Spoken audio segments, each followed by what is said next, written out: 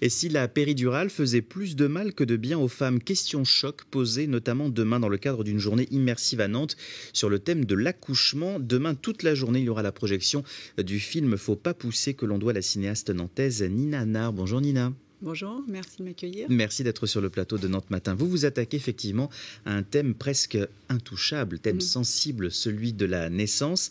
Le but, c'était quoi pour vous dans ce documentaire? Est-ce que c'était d'interroger sur les pratiques d'accouchement?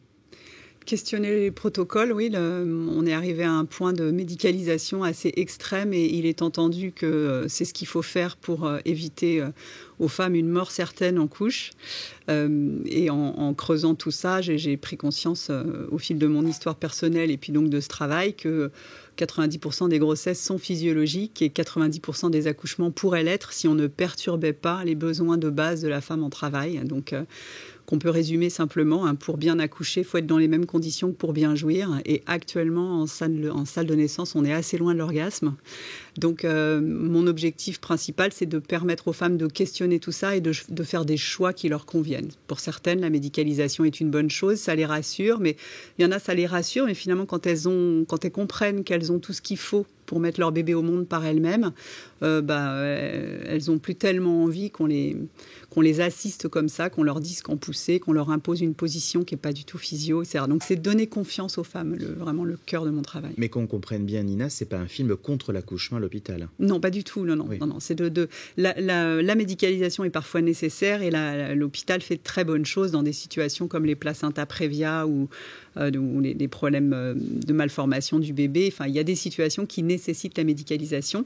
L'idée, c'est de pouvoir accoucher le plus physiologiquement possible quand les conditions le permettent, en étant à la maternité. Et les équipes soignantes sont quand même prises dans un protocole, dans un rythme, dans une cadence de travail, parce qu'elles ne sont pas assez nombreuses, les sages-femmes notamment, clairement, que c'est très difficile d'échapper à ce protocole, aux injections de syntocinon pour accélérer.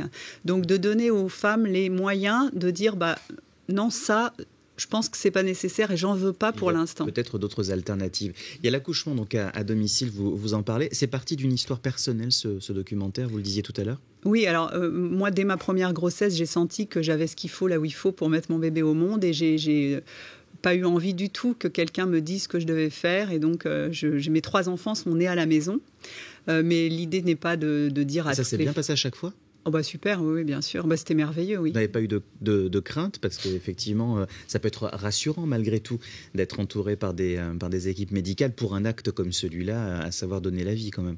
Alors c'est rassurant si on pense que les choses peuvent partir en cacahuète en 2 secondes, mais en rencontrant des professionnels de la physiologie comme Michel Audin, des historiens de la naissance comme Marie-France Morel, ils sont tous les deux dans Faut pas pousser, et puis des sages-femmes qui accompagnent les naissances à la maison, j'ai compris que mon intuition était juste, à savoir... Vous aviez confiance en vous, en fait. Voilà, c'est tout, en moi, en mon bébé. Oui. C'est une question de confiance. Et moi, mon travail depuis toutes ces années, c'est de permettre aux femmes de retrouver cette confiance en leur corps et en leur bébé, et de ne pas passer à côté de quelque chose. Parce qu'en fait, souvent, si on rentre dans le protocole sans se questionner, l'accouchement s'est présenté comme juste un mauvais moment à passer. En fait, moins on le sent et mieux c'est.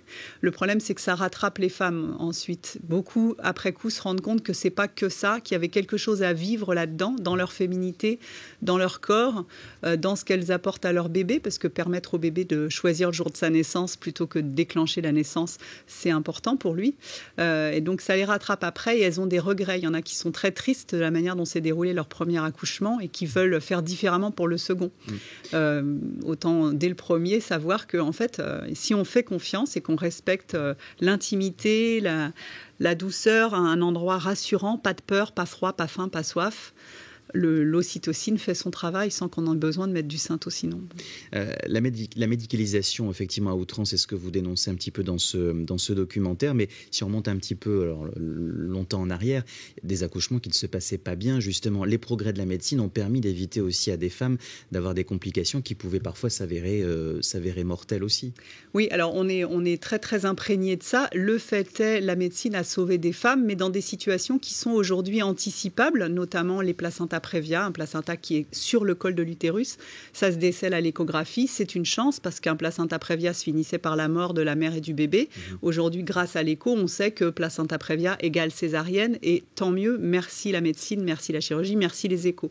Les autres causes de mortalité, c'était beaucoup la fièvre puerpérale dans les structures médicales.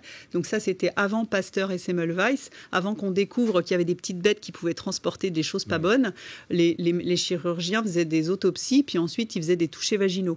Donc, ils infectaient les femmes qui mouraient de fièvre puerpérale sans qu'on comprenne ce que c'était.